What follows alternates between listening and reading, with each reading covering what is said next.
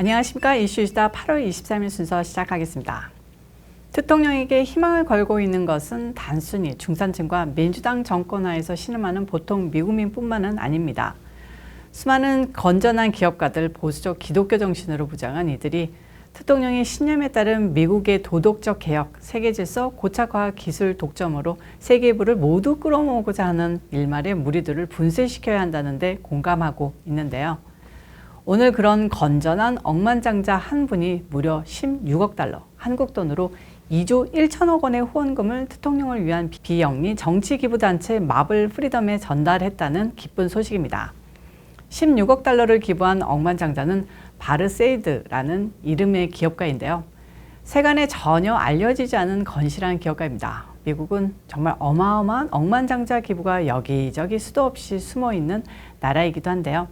바로 세이드 씨는 전기장치 제조회사 트립라이트의 창업주이면서 올해 90세의 노인이십니다. 세이드 회장은 자신의 회사가 아일랜드 전력회사에 매각되기 직전 자신의 지분 전체를 마블 프리덤의 기부금 형식으로 전달했고 주식이 확 오르자 마블 프리덤 측은 이를 16억 달러의 전량 매도에 현금화했다는 소식입니다. 아무리 그래도 자신의 생애 동안 키운 자식 같은 기업의 주식 전량을 보수정치단체에 기부했다는 게 선뜻 믿기지 않지만 이게 바로 미국입니다. 바르세이드 회장에 대해 조금 더 자세히 알아보면요. 이분은 러시아계 유대인으로 1932년 시카고 남부에서 태어나 자랐습니다. 시카고 대학을 졸업했고 육군에서 2년간 복무한 뒤 발명가이자 사업가인 그레이엄 트립 사장의 어시스턴트로 일하게 됩니다. 그는 트립 사장에 이어 트립 매뉴팩처링사의 사장에 60년대 중반에 취임하게 되는데요. 이후 50년간 회사를 건실히 성장시켰습니다. 결혼은 했지만 자식은 없는 것으로 알려졌는데요. 이래서 전 재산을 대통령의 뜻을 위해 기부한 것이 아닌가 싶습니다. 한눈 안 팔고 사업만 했던 분이라 이 밖에는 전혀 알려진 바가 없습니다. 이번 기부건도 익명으로 기부한 것이라 원래 이분에 대해서는 알려지지 않았어야 하는데 좌파 언론 CNN과 뉴욕타임스가 도대체 어떤 억만장자가 그것도 단 한 명이 트럼프에게 16억 달러를 후원하냐 비상이 걸려 취재를 하는 바람에 신상이 알려지게 됐다고 합니다. 자, CNN과 뉴욕타임스가 이렇게 불난 듯 호들갑 떨며 난리 피는 이유가 뭐냐? 16억 달러는 정치활동을 하는 비영리단체가 모금한 단일 기부금으로는 사상 최대 규모로 알려졌고요. 2020년 대선 당시 민주당 성향으로 가장 활발히 활동한 15개 단체가 지출한 총액 15억 달러를 뛰어넘는 액수이기 때문입니다. 한마디로 분하고 부럽고 참을 수가 없는 거죠. 자, 그럼 이런 초대박 도네이션을 이끈 신생 보수단체 마블 프리덤 트러스트에 대해 알아보겠습니다.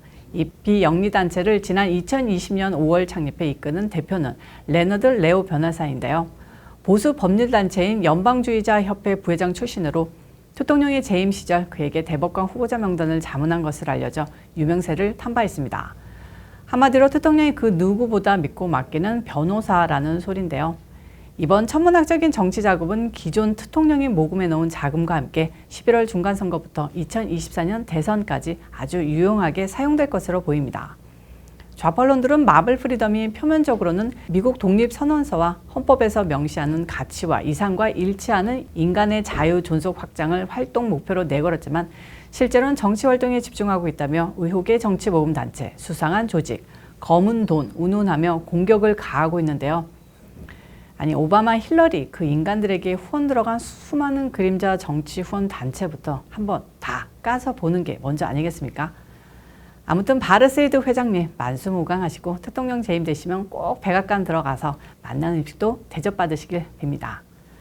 자, 다음 소식입니다. 코땡 사태. 이건 그냥 사태가 아니라 백악기, 트라이아기처럼 하나의 시대가 되는 것 아닌가 싶게 하염없이 진행되는데요. 코땡 사태로 가장 유명해진 인간 파우치가 12월에 사임한다는 발표가 있었습니다. 결국 코땡보다 빨리 무대에서 퇴장하는 건데요. 이건 하나 짚고 시작해야겠습니다.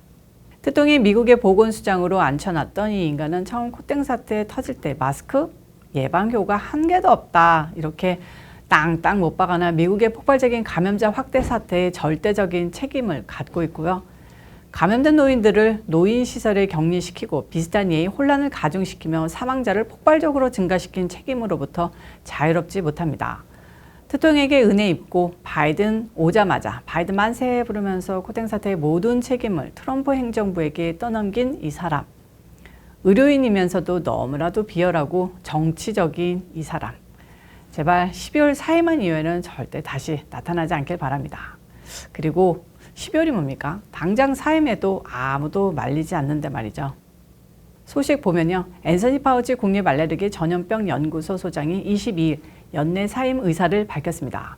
파우치 소장은 이날 성명을 내고 내 커리어의 다음 장을 추구하기 위해 올해 12월 모든 직책을 내려놓을 것이라고 말했습니다. 그는 앞서 지난 7월 CNN 방송에 출연해 바이든 첫 임기 말에 가까워질 때쯤이면 은퇴할 가능성이 높다고 밝힌 바 있는데요. 그러나 당시에는 특정한 은퇴 일자를 생각하고 있거나 은퇴 절차를 시작하지는 않았다며 구체적인 시기를 언급하지는 않았습니다. 바이든의 최고 의학 고문이기도 한 파우치 소장은 올해 81세로 코땡 사태가 터진 뒤 미국에서 그 대응을 이끌어온 전문가 중 한 명입니다.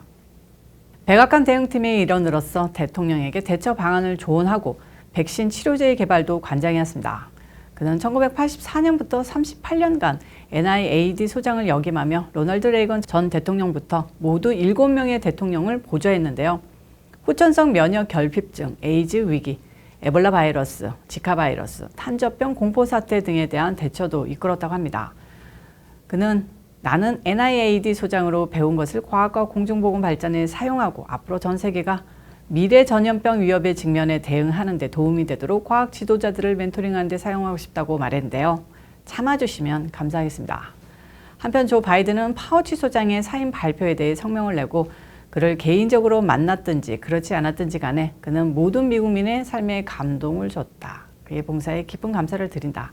그 덕분에 미국은 더 강하고 더 회복력 있고 더 건강해졌다고 평가했는데요. 네. 백신 5번 맞은 자기가 콧땡 걸려 한 달 동안 죽다 살아났고 와이프도 콧땡 걸려 고생해 속으로는 엄청 욕하고 있지 않을까 하는 솔직한 생각입니다. 오늘 이슈시사는 여기까지입니다. 시청해 주셔서 감사합니다. 어제 영상에서 조회수가 많지는 않았는데 댓글 수가 110개 정도가 되더라고요. 여러분들의 정말 뜨거운 관심과 응원 너무너무 진심으로 감사드리고요. 앞으로도 더 좋은 모습 보이면서 저는 다음 영상에서 찾아오도록 하겠습니다. 바이.